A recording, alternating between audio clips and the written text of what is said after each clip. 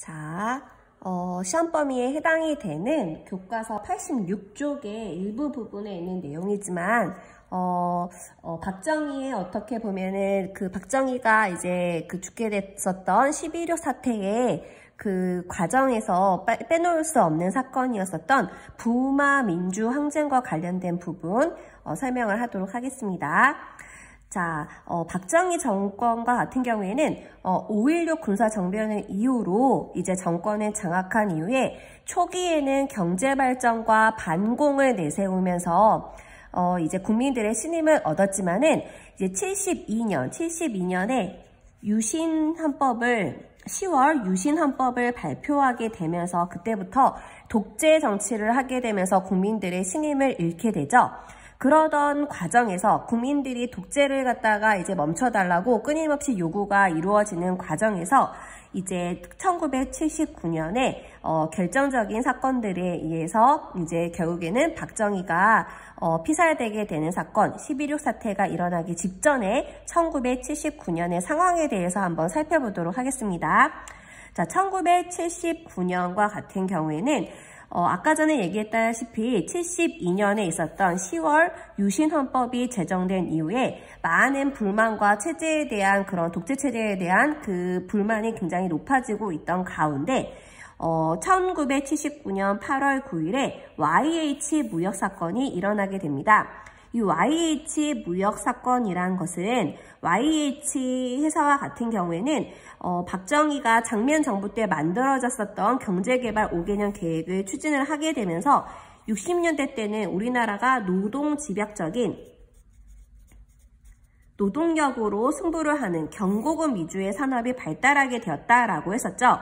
자, 이때 신발과 옷, 가발과 같은 그런 산업들이 노동력만 있으면은 쉽게 생산을 할 수 있는 공업 형태가 발달이 되다가 1970년대로 들어서게 되면서 보다 더 어떻게 보면은 생산성을 그러니까 보다 더 많은 이익을 낼 수 있는 중화공업 육성 정책으로 경제개발 5개년 계획의 이제 중점 사업이 바뀌게 되면서 가발 공장으로 굉장히 돈을 많이 벌었었던 YH 무역회사가 휘청되게 되죠.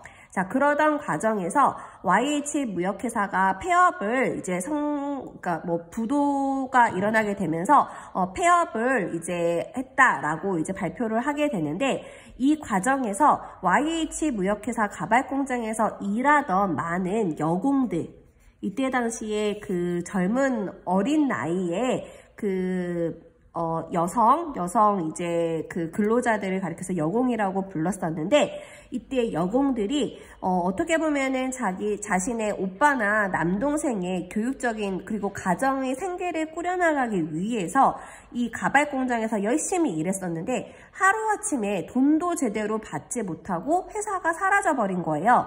그래서 길로 나앉게 되자 여기에 있어서 YH 무역회사가 폐업하는 것을 반대하는 시위를 하게 되죠. 그러던 과정에서 이제 본인들의 목소리가 아무래도 힘이 약하다 보니까는 들어주지 않자 이때 당시에 그 신민당의 이때 당시에 이제 야당의 대표당이라고 할 수 있는 신민당의 총재였었던 김영삼을 찾아가게 되죠. 김영삼을 찾아가서 그곳에서 이제 시위를 같이 하게 되는데 그 과정에서 한 여공 중에 한 명이었었던 김경숙이라는 이제 여성 근로자가 사망을 하게 되는 사건이 발생을 하게 됩니다. 그런데 여기에 있어서 이 과정 경찰의 강경 진압으로 인해서 결국에는 이제 힘이 없었던 여성 근로자였었던 그 분들이 굉장히 많이 무력으로 진압을 당하게 되었었고 여기에 있어서의 진상 요구를 하면서 김영삼 그 신민당의 총재가 뉴욕 타임즈의 외국 어떻게 보면은 해외의 언론사를 불러다가 박정희 정권은 물러나라 라는 식으로 이제 기자회견을 하게 되죠. 그렇게 되면서 여기에 열받은 이제 어떻게 보면 이때 당시에 여당과 그리고 이제 박정희와 같은 경우에는 김영삼 신민당 총재를 갖다가 국회의원직에서 제명을 시키게 됩니다. 제명을 시키게 되면서 이렇게 자유의 민주화의 목소리를, 민주적인 목소리를 갖다가 묵살하는 이런 독재를 갖다가 물리치자라고 하면서 경상남도 지역에 있었던 부산과 마산 지역에서 민주항쟁이 일어나게 되죠. 그게 1979년 10월 16일이었습니다. 자, 이때 부산과 마산에서 항쟁이 굉장히 거세게 이루어지고 있었었는데 그것을 갖다가 이제 힘으로 무력으로 이제 계엄령을 선포를 하면서 진압을 하였었고, 그리고 박정희와 같은 경우에는 본인의 오른팔에 해당이 되는 김재규를 이때 부마 항쟁의 처리 문제로 인해서 이제 출장을 보내게 되는 거죠. 그런데 여기에서 보니까는 상황이 이 시민들의 민심이 화난 정도가 이거는 무력으로 진압을 한다라고 해서 수습이 어려운 상황이겠구나 라고 판단이 돼서 김재규가 박정희에게 가서 이제 보고를 하게 되죠. 그런데 여기에서 박정희와 짝짝꿍에 맞았었던 차지철이 보면은 이제 캄보디아에서도 많은 사람들을 희생했는데도 아무 일도 일어나지 않았지 않냐라고 하면서 부마 민주 항쟁 부산 마산의 지역에 있었던 시위하고 있는 사람들을 모두 탱크로 쓸어버려라, 이런 식의 강경 진압을 강경하게 이제 무리하게 이제 그 추진을 하겠다라고 발표를 하게 되죠.